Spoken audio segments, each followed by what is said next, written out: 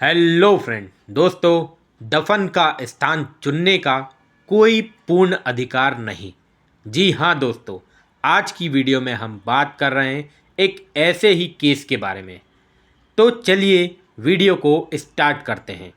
दोस्तों, हाल ही में न्यायमूर्ति बीबी नागरत्ना और न्यायमूर्ति सतीश चंद्र शर्मा की पीठ ने एक ईसाई व्यक्ति की उस याचिका पर विभाजित फैसला सुनाया है जिसमें उसने अपने पिता को छत्तीसगढ़ में अपने पैतृक गांव या निजी भूमि पर दफनाने की मांग की थी।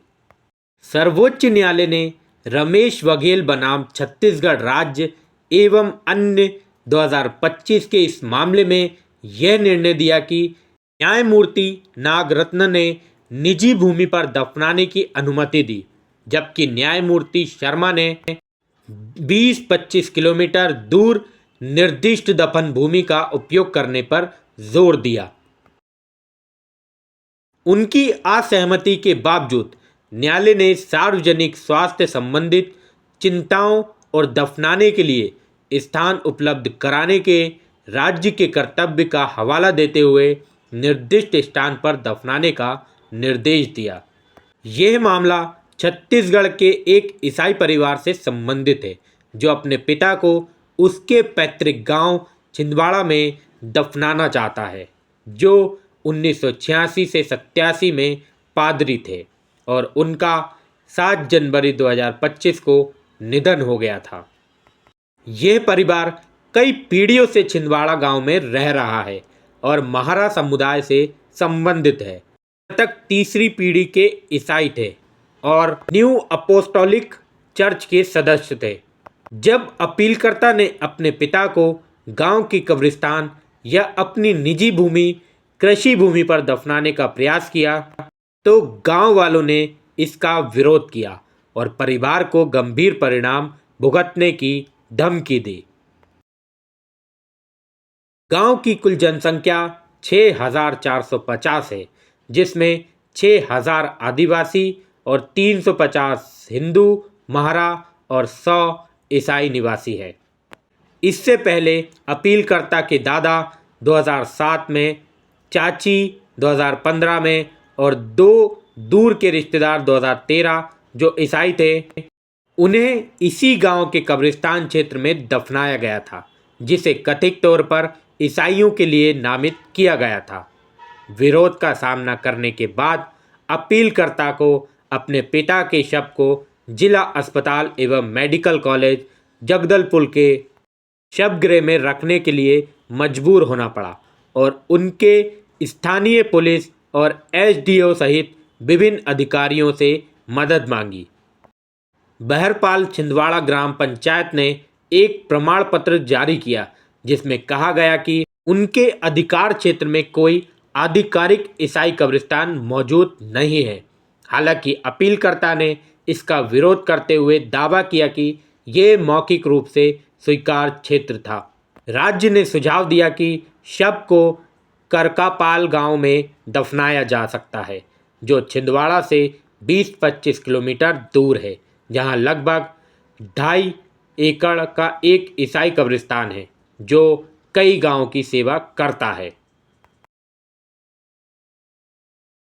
न्यायालय की टिप्पणी की अगर बात करें तो न्यायमूर्ति सतीश चंद्र शर्मा ने अंतिम संस्कार करने का मौलिक अधिकार दफनाने के विशिष्ट स्थान को चुनने के बिना शर्त अधिकार का दावा करने तक विस्तारित नहीं हो सकता, क्योंकि ये संवैधानिक सीमाओं को उनके इच्छित दायरे में परे ले जाएगा। अनुच्छेद 21 के तहत संरक्षित अधिकार कानून द्वारा स्थापित प्रक्रिया के अधीन है, जो न्याय संगत, निष्पक्ष और उचित होना चाहिए, जबकि अनुच्छेद 25 के धार्मिक अभ्यास का अधिकार सार्वजनिक व्यवस्था और राज्य विनियमन के अधीन है।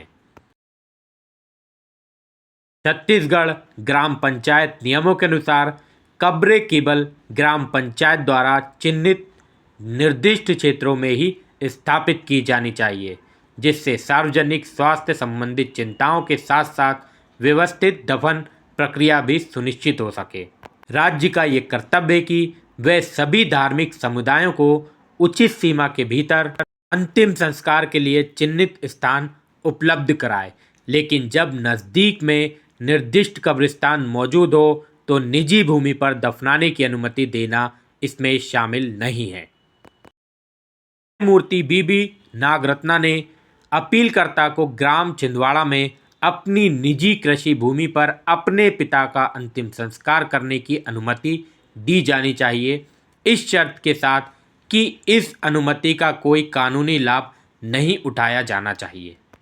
राज्य और स्थानीय प्राधिकारियों को अंतिम संस्कार के लिए अपीलकर्ता के परिवार को पर्याप्त सुरक्षा प्रदान करनी चाहिए। भविष्य में इसी प्रकार के विवादों से बचने के लिए राज्य को 2 महीने के भीतर पूरे राज्य में ईसाइयों के दफन के लिए कब्रिस्तान के रूप में विशेष स्थानों का सीमांकन करना चाहिए। खंडित फैसले के कारण सर्वसम्मति से अंतिम निर्देश में राज्य के समर्थन और संरक्षण के साथ केवल करकापाल गांव में ही दफनाने की अनुमति दी गई। यह देखते हुए कि शव 7 जनवरी 2025 से शवगृह में रखा हुआ है। संवैधानिक प्रावधान की बात करें तो अनुच्छेद 21 जो है जीवन और व्यक्तिगत स्वतंत्रता का अधिकार देता है। अनुच्छेद 25 जो है धर्म की स्वतंत्रता की बात करता है। अनुच्छेद 25(1) जो है धर्म को स्वतंत्र रूप से मानने, आचरण करने और प्रचार करने का अधिकार देता है। अनुच्छेद 25(2) जो है धार्मिक प्रथाओं को विनियमित करने की राज्य की शक्तियों के बारे में बात करता है। अनुच्छेद 142 जो है पूर्ण न्याय करने की सर्वोच्च न्यायालय की शक्ति की बात करता है। भारतीय संविधान का अनुच्छेद 21 जो है मृतक के सम्मान और उसके प्रति उचित व्यवहार के अधिकार को किस प्रकार सुनिश्चित करता है, इस पर अगर बात करें तो भारतीय संविधान का अनुच्छेद 21 जीवन और व्यक्तिगत स्वतंत्रता के अधिकार की गारंटी देता है, जिसकी व्याख्या मृत्यु से आगे बढ़कर मृतक के शरीर के साथ सम्मानजनक व्यवहार को भी शामिल करने के लिए की गई है। सर्वोच्च न्यायालय ने निर्णय दिया कि अनुच्छेद 21 में व्यक्ति शब्द में सीमित अर्थ में मृत व्यक्ति भी शामिल है, जिससे उनके सम्मान और उचित व्यवहार का अधिकार सुनिश्चित होता है। इस अधिकार में धार्मिक रीति रिवाजों और परंपराओं के अनुसार दफनाने या दाह संस्कार के माध्यम से शवों का उचित निपटान भी शामिल है। राज्य का दायित्व है कि वे शवों के साथ सम्मानजनक व्यवहार सुनिश्चित करे तथा उनके दुरुपयोग या अनादर को रोके।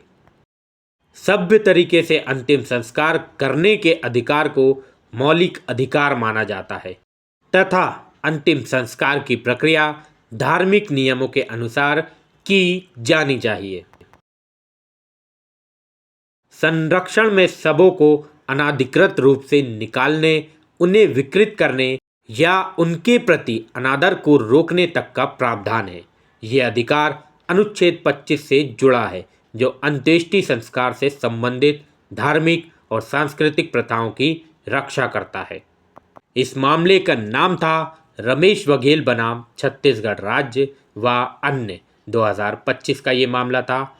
इस तरह से कोर्ट ने अपना फैसला सुनाया। तो दोस्तों, मिलते हैं नेक्स्ट वीडियो में किसी नए टॉपिक के साथ। तब तक के लिए जय हिंद, जय भारत।